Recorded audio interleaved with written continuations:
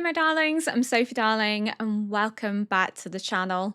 Today, we are reacting to episode 22 of Fullmetal Alchemist Brotherhood, and I said it like that because I completely forgot what number we were on, despite the fact that I just filmed episode 21.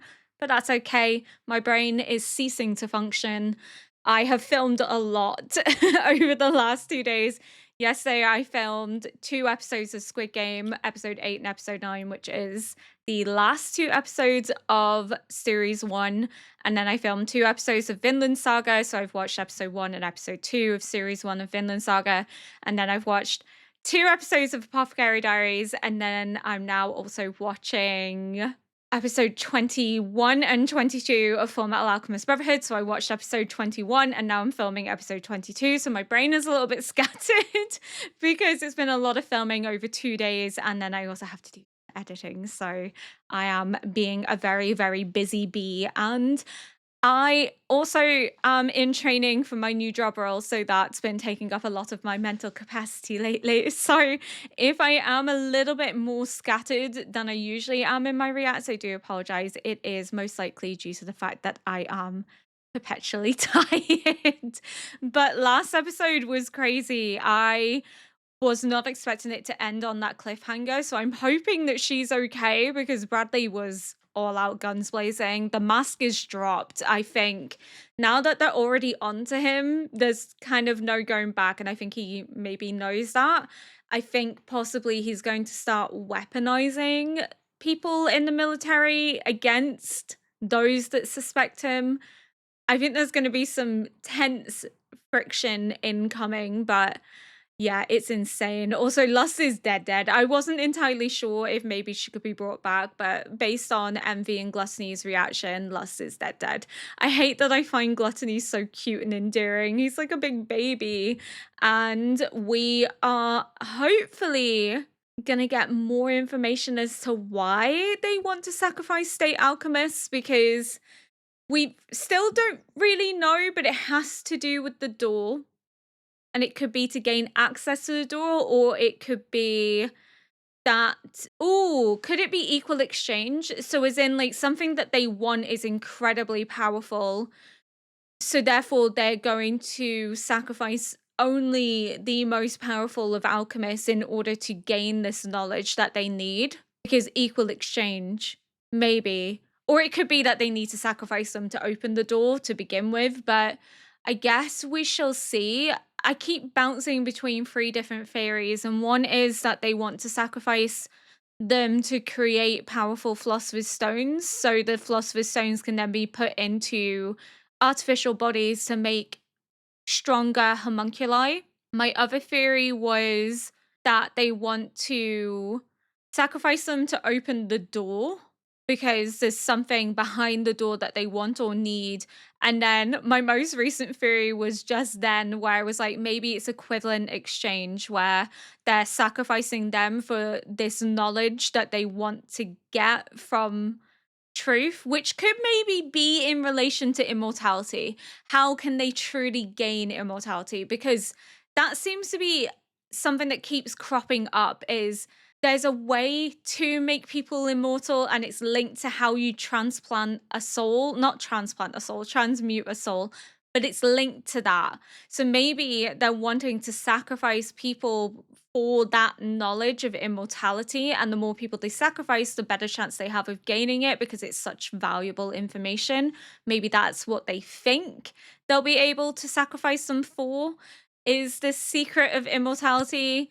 But I really don't know. It could be equivalent exchange. It could just be their way of trying to get the secret for immortality, because we know that the Philosopher's Stone is also connected to immortality, but we also know that the way you transmute a soul could also grant immortality. So there has to be something along those lines. I feel as if I'm being given little clues, but I'm not smart enough to put it together in terms of alchemy, because I don't really know much about alchemy to really follow along. I'm just kind of vibing with the story and trying to remember things as I can, but there's so much talk about like the scientific properties, and I'm not very science minded. I have to stress that. I'm very like literature minded. I'm very historical minded. Anything science and maths, my brain checks out. So I have been reading the information as it comes up, but there's so much information in relation to alchemy that it's really hard to sometimes remember everything and follow along.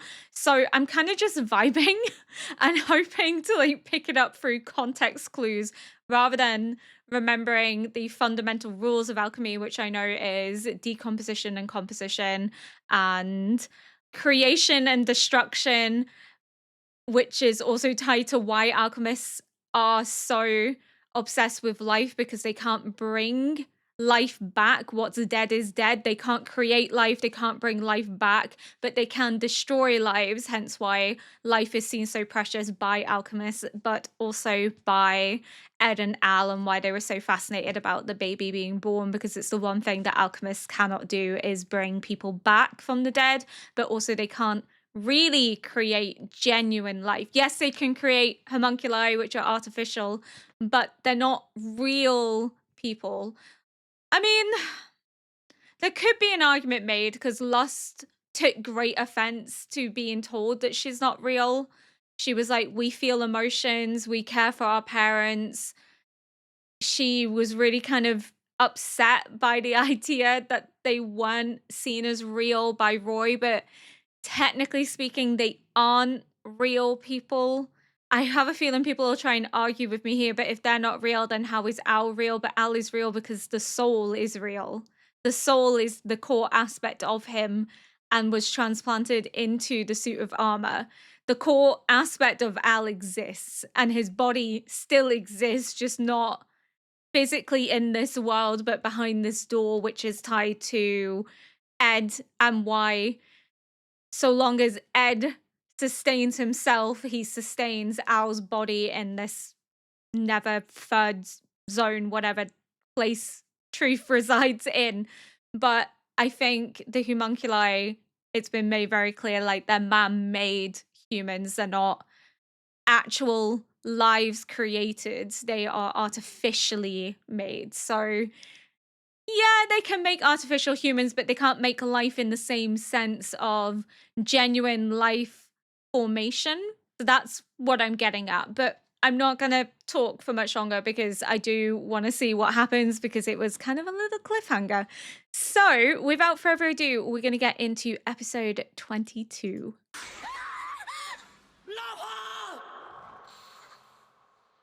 Is she dead? Is she dead? Oh, no, she's quick. She's fast.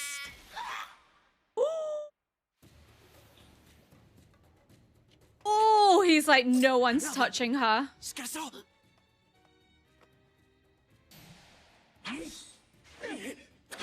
Oh, he's also incredibly quick.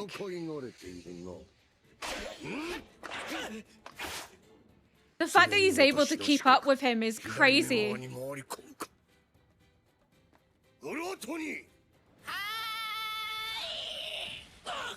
Oh!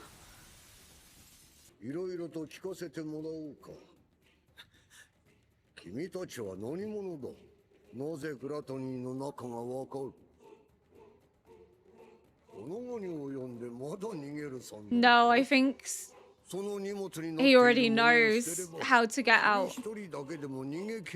He wouldn't leave her behind. You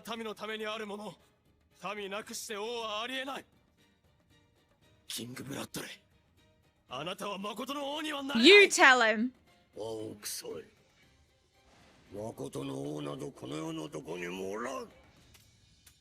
Oh!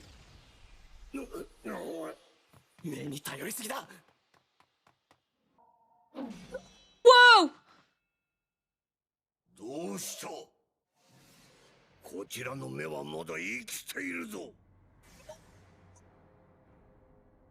Oh, I was hoping he'd be able to get out. I'm so stressed. すぐ帰ってくる。だからいい子にして留守番してるんだよ。Oh, baby WINRY.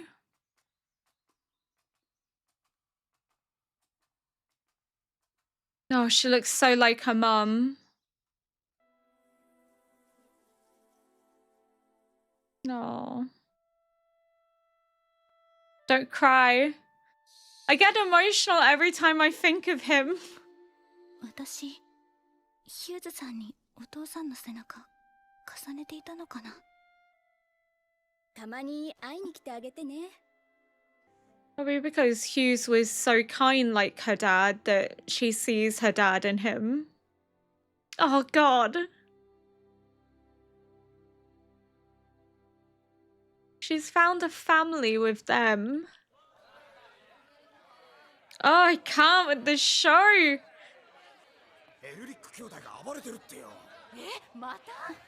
Oh, no. Is she gonna get herself in trouble?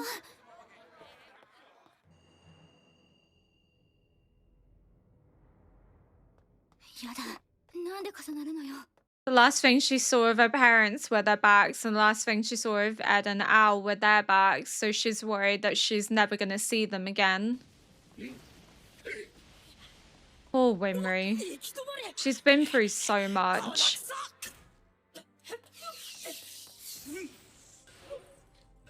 Jump!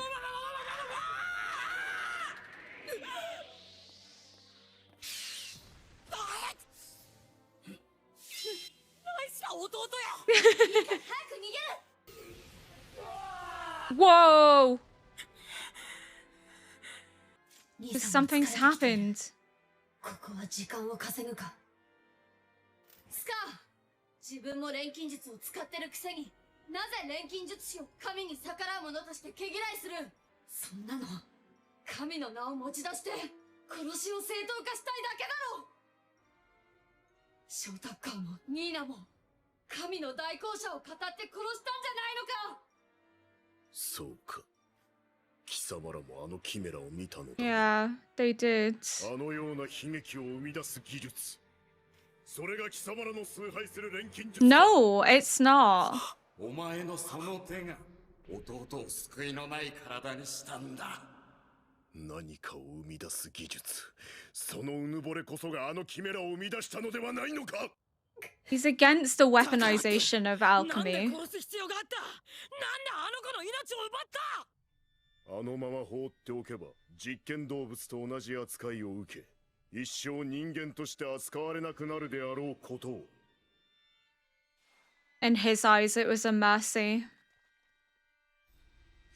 そうだ。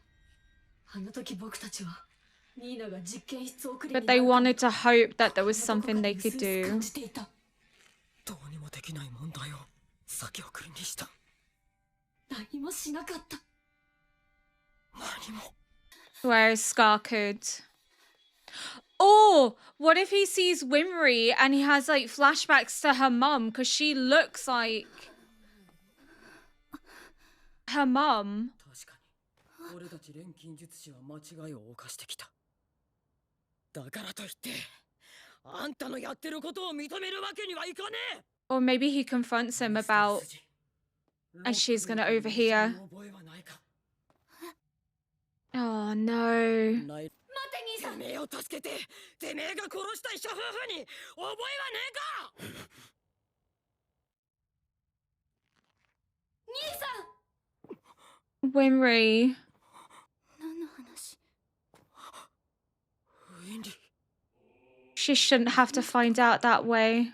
父さんと母さんを殺した。殺されなきゃならないようなこと何もしてないでしょ。返してよ。父さんと母さんを返してよ。 Oh, Winry. She's gonna go for the gun. 待て、ウィンリー。やめろ。それはダメだ。恨みたい気持ちはわかる。だが復讐は新たな復讐の芽を育てるだけだ。 He was warned. 耐えねばならんのだ。 He's gonna accept his fate if Winry shoots him, but I don't think she'll do it. I don't think she can bring herself to kill him. 俺を撃つ権利がある。 Oh, we're gonna learn more. ハニジャ、ハニジャ、すぐ近くまで国軍が来てるんだぞ。そんな研究放っておいて。待て、もう少しなんだ。錬金術の基本は理解、分解、再構築だ。この右腕が分解、左腕が再構築。東の練炭術を研究し、私なりにあれ Did he get them after his brother その上で died 分かったことなんだが、どうもこの国の錬金術はおかしい。 to remember his brother by? それより国軍が。お前の兄が国家錬金術師に対抗してて、さらにそれを超える強大な力で軍を壊滅させる方 Oh, 法を見つけ出すかもしれないのだ。 so they wanted to use him as a way to 力を超え get る back. 力で錬金術で奴らに報復を。血の報いは But he can't stand the idea of his brother being used that way. 傾倒する錬金術だ。 Revenge begetting more revenge. Jesus Christ.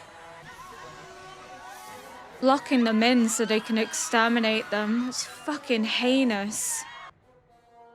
No wonder Scar's the way that he is. I would be too. これが錬金術か。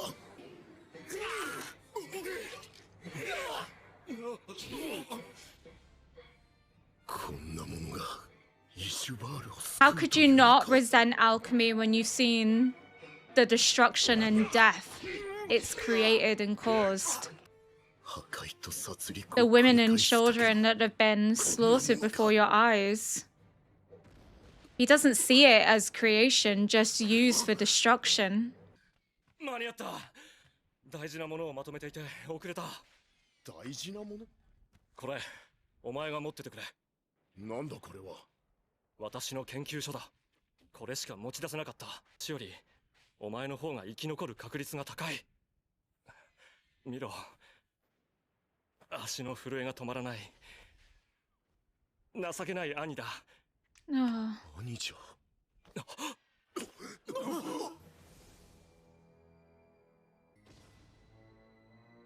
錬星人。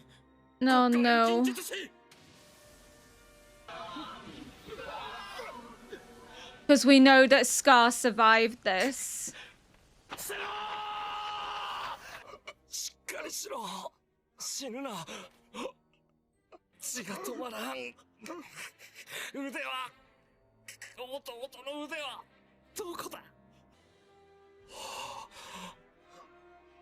Wait, so did he take Scar's... 引きは。死んではいけない。 Did he give himself to give Scar life? なおのこと逃げなさい。そうだ。君を死なせるために治療したんじゃな Like いぞ。 give his life to bring Scar back? 患者が余計な心配をするな。自力で逃げられる人は逃げなさい。気づいた。動かないで、傷が開くわ。あなた、来て、あなた。まだ安静にしてなきゃダメだ。 He's seeing the eyes, it's PTSD, it's the trauma of it all, is what makes him react this way.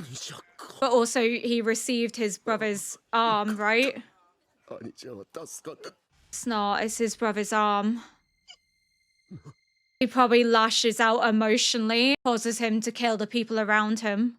Oh. ハメストレスし。許さん。貴様ら。貴様ら。 I can't even hate him. I hate what he does to them, but I can't hate Scar after everything he's been through either. Everything he's suffered and lost, of course he's going to react out of trauma. Doesn't mean Winry's parents deserve that fate, but when he sees their eyes, of course he's going to link that back to the soldiers. 撃つなウィンリー、銃を下ろせ。そんなもの持っちゃダメだ。ウィンリー。撃つがいい。だが、撃てばその瞬間に、俺はお前を敵とみなす。どちらかが滅ぶまで、憎しみの連鎖は止められん。だが忘れるな。Blaming them for something that they were not participants in.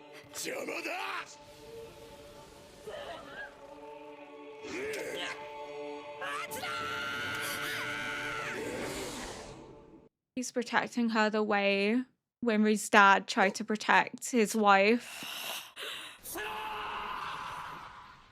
And also the way his brother tried to protect him, but...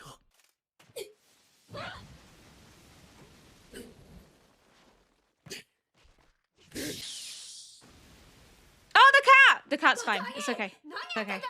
I think if anyone can get through to Scar, it's probably Al. Because you're not that person, Winry. That's why. And you don't want to be that person. Revenge only begets more revenge. Because he's a person. お前はラッシュバレーで赤ん坊を取り上げて親子を救った。俺に立ち上がるための手と足をくれた。That's so cute. お前の手は人を殺す手じゃない。 They nurture and sustain life. 人を生かす手だ。だから。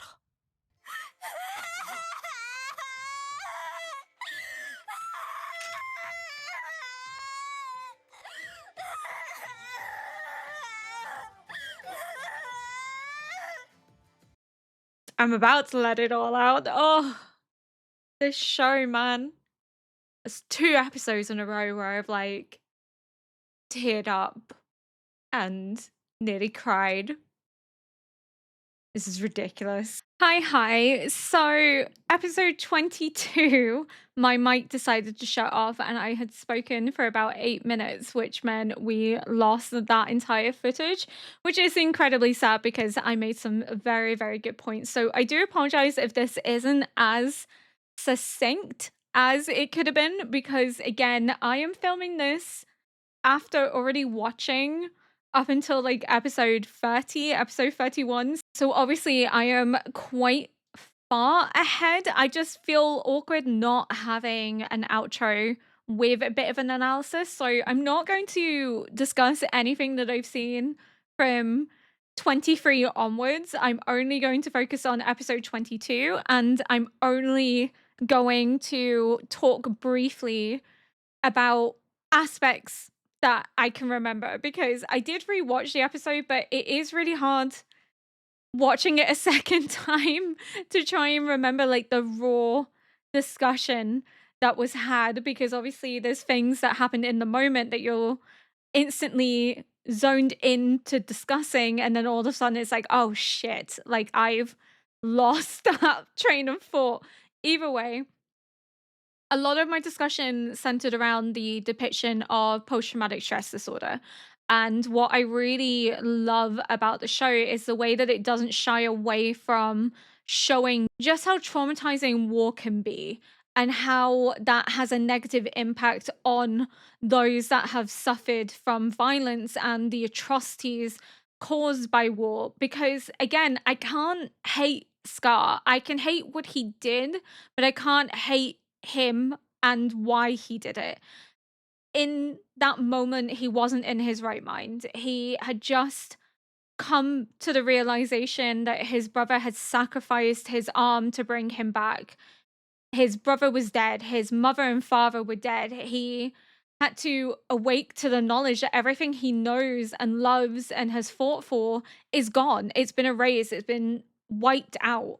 So when he sees the eyes of Winry's dad, that is like a very visceral reminder to him of who took this away from him. He doesn't see the doctors in that moment. He doesn't see the people that saved his life, that were trying to help and protect him in the same way that they were helping and protecting so many others, because we see the older woman and the young boy in that episode, and they were the ones that informed Ed at Xerxes what had happened to the Rock Bells. So you know, that doesn't cross his mind in that moment because he's not thinking rationally. It's not a, I'm killing you because I want to kill you. It's just an instinctive reaction. It's a means of protecting himself because he has just seen these people, not the Rock Bells, but the people they originate from, wipe out his own in an ethnic cleansing, trapping them in and slaughtering them as if they aren't people. So of course he's going to lash out. He's going to see that as the symbol for all the harm and pain that he's feeling. He's not thinking about it rationally. It is just an instinctive moment of rage and anger that he can't prevent himself from feeling. And, you know, it is a very real and raw knowledge of what it means to suffer from post-traumatic stress disorder. You disassociate, you lash out without fully realizing that you're doing it. In that moment, he just wanted to disrupt the source of his pain, and their eyes and their features were the source of his pain because they're reminiscent of the other soldiers that he has seen. So he's connecting the features with the state alchemists and is seeing them as the reason for it, but they're not. And he understands that because he even says to WINRY, I deserve whatever happens to me, but know that if you do shoot me, I am your enemy and I won't hold back. Because again, if she goes to shoot him, he is going to try and protect himself. It's human nature, but he can accept that she will want revenge for the pain and harm that he's caused her.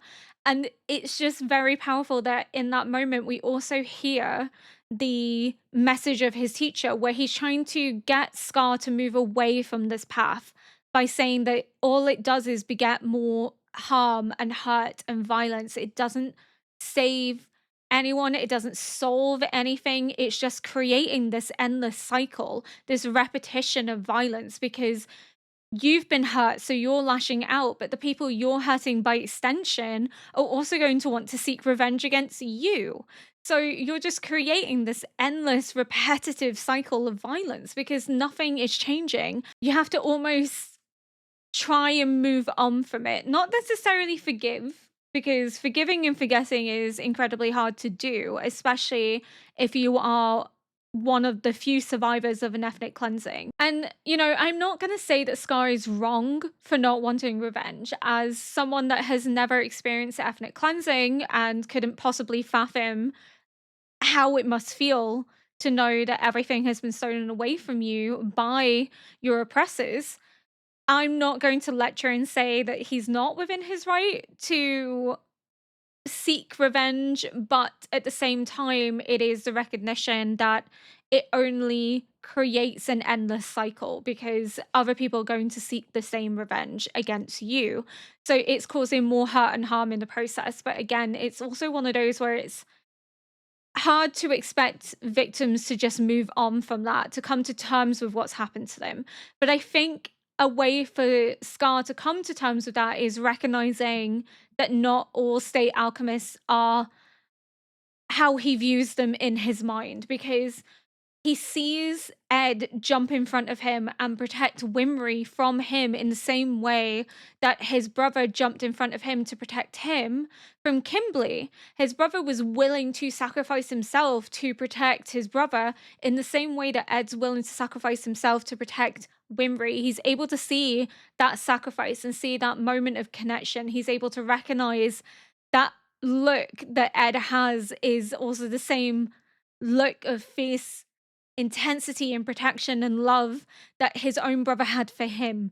And he's able to realize that this doesn't just exist within my family and my people, but this exists elsewhere too. But it's also the fact that he is willing to speak with them about what happened with Nina and that the boys are able to kind of understand his position. And it makes them kind of think about, they're condemning him for having killed Nina and Alexander, but they also know that by not doing anything, that Nina would have lived a life of suffering. I say Nina, but Nina and Alexander, because we can't forget Alexander, but they both would have lived a life of suffering. There was no coming back, and they had this idealistic hope that maybe something could be done, but deep down they knew that there was no coming back from it. There was no saving Nina and Alexander from this. There was no disconnecting them. Scar was able to make the difficult decision to end her suffering, but the boys weren't able to do it because of their emotional attachment and connection to Nina and Alexander. They aren't able to make that decision, and it's an incredibly painful one to have to make. And Scar is able to see it as a mercy, and I think they're able to also come to that realization of, well, we were blaming you and condemning you for it, but it was a mercy and you did something that we couldn't do. You were active while we were inactive. So I think that may change their perspective going forward too, about potentially they may have to do things that they don't necessarily want to do, but is necessary in protecting others, that they may have to get their hands bloodied, because they do talk about not wanting to kill people, refusing to kill people, but they may at some point not have a choice, especially if it means protecting those that they love from harm. They may have to do something that they never could fathom possible to protect those they care most about.